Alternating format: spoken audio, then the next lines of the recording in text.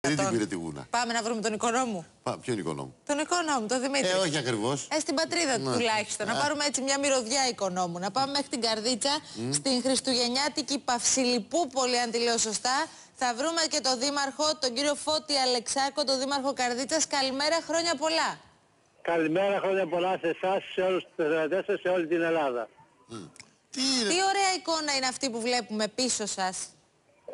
Όπως ξέρετε, ως Καρδίτσα είμαστε στην καρδιά της Ελλάδας και στο κέντρο της πόλης έχουμε ένα υπέροχο άρχος που το λέμε Παυσίλιππο και εκεί χτίσαμε ένα ξύλινο χωριό, την Παυσιλιπούπολη, που έχει αγκαλιαστεί από την πρώτη στιγμή από όλο τον κόσμο και δίνουμε δυνατότητα σε όλους μικρούς και μεγάλους, χωρίς να πληρώσουν, χωρίς να εμπορματοποιήσουμε αυτή την προσπάθεια, Μπράβο.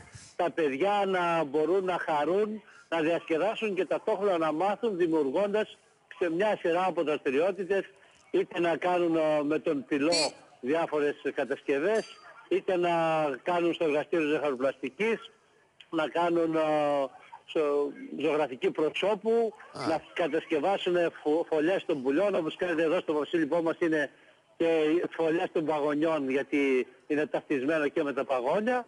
Είναι η πρώτη φορά, δήμαρχε, που στολίζετε την Παυσιλιπούπολη στην Καρδίτσα? Είναι η πρώτη φορά που ξεκινάμε την κατασκευή αυτού του θεματικού πάρκου. Θα λέγαμε ότι αγκαλιάστηκε πολύ περισσότερο από ό,τι περιμέναμε και από τους ντόπιους, αλλά και από άλλους επισκέπτες της πόλης μας και ζητάμε και καλούμε όλους τους ανθρώπους που θέλουν να επισκεφτούν τη Δυτική Θεσσαλία, είτε τη Λίμνη Πλακτήρα είτε τα Τρίκαλα, να περάσουν μέσα από την πόλη, να δούνε τη δικιά μας προσπάθεια, τι μπορούμε να τους προσφέρουμε και είμαστε βέβαιοι ότι όσοι έρθουν θα μείνουν πολύ ευχαριστημένοι. Πήρε το μάτι σας στον οικονόμου, μήπως? Θα χαρούμε πολύ να δούμε και τον Δημήτρη εδώ στην πατρίδα του. Εντάξει, ωραία. Εντάξει, να ευχηθούμε καλές γιορτές, όλα να πάνε καλά. Καλημερίζουμε, Δήμαρχε. Καλημέρα. Καλές γιορτές σε όλους σας και σας περιμένουμε στην Καρδίτσα, στην καρδιά της Ελλάδας, στην πόλη του Ποδηλάτου. Να είστε καλά, καλημέρα.